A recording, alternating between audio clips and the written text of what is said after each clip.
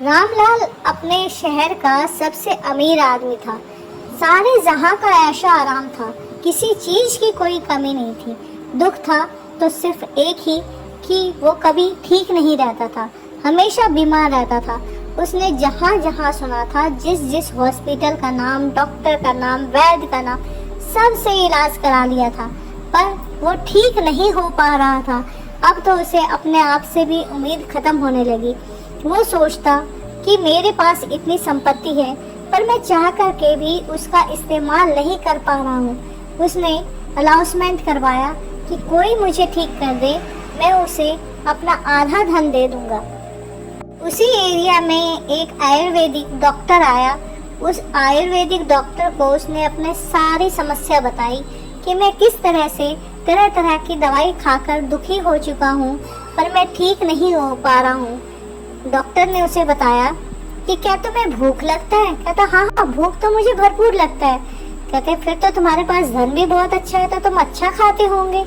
हाँ, मैं बहुत अच्छा खाता हूँ। खाने में क्या क्या खाते हो?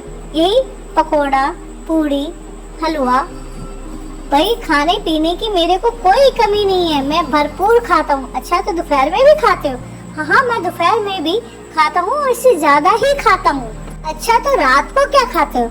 रात को काजू, बादाम, पराठे, जो भी अच्छा लगता है मैं सब कुछ खाता हूँ और भरपूर खाता हूँ। डॉक्टर ने उसके परिवार के हर एक सदस्य को अलग ले जाकर के उसकी पूरी डाइट चार्ट के बारे में नॉलेज लिया, उसका दिनचर्या कैसा रहता है इसके बारे में पूछा, और उसके बाद उसने नौकरों से भी उसके बारे में सब कुछ पता किया।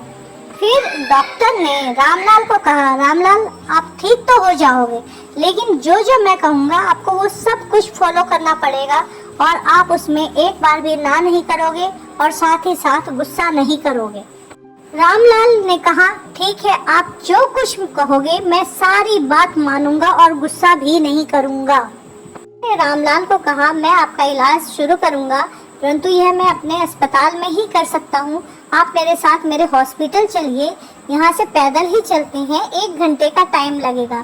डॉक्टर के कहने पर रामलाल ने कहा कि मेरे पास तो इतनी सारी गाड़ियाँ हैं और 1 घंटा पैदल चलने की बात करें, मैं 4 कदम पैदल नहीं चल पाता हूँ, नहीं चल पाऊंगा मैं, मेरा नौकर हमें छोड़ देगा और आपका भी समय बचेगा, गाड़ी में बैठिए। बार बार जिद करने पर डॉक्टर गाड़ी में बैठ गया, और नौकर जब गाड़ी हॉस्पिटल लेके पहुंचा तो डॉक्टर ने उसे 2 घंटे बाद आने को कहा और रामलाल को लेकर के हॉस्पिटल के अंदर चले गए।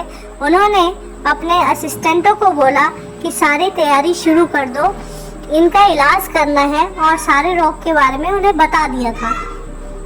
उनके असिस्टेंट इस बात को समझ गए और उन्होंने सारी तैयारी करने के बाद डॉक्टर को कहा, सारी तैयारी हो चुकी है, आप पेशेंट को लेकर के आइए।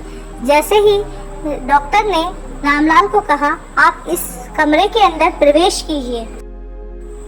जैसे ही रामलाल उस कमरे के अंदर गया, डॉक्टर ने उसे बाहर से बंद कर दिया, और वहाँ पर जैसे ही रामलाल ने पाँव रखा तो उसके पाँव में बहुत ज़्यादा गर्म लग रहा था, जिसकी वजह से वह खूब कूद रहा था, क्योंकि वह एक जगह जैसे ही खड़ा होता उसका पाँव जलने लग जाता।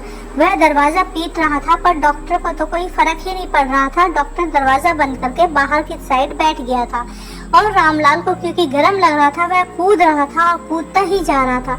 ऐसा लगभग आधा से पौना घंटा हुआ, और धीरे धीरे जब धरती ठंडी होने लगी तो रामलाल का कूदना भी थोड़ा बंद हो गया, और वह जोर जोर से उस डॉक्टर को गाली देने लगा, क्योंकि डॉक्टर ने उसे अंदर बंद फर्श वाले कमरे में बंद कर दिया था।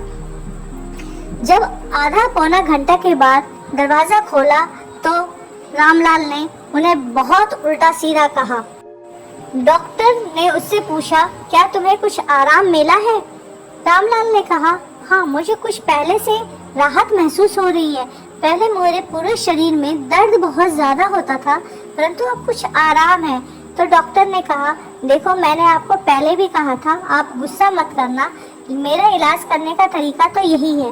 जरा सोचो, तुम 4 कदम भी नहीं चल पा रहे थे, तुम तो आधा पौना घंटा कूद लिए हो, कितना एनर्जी है तुम में।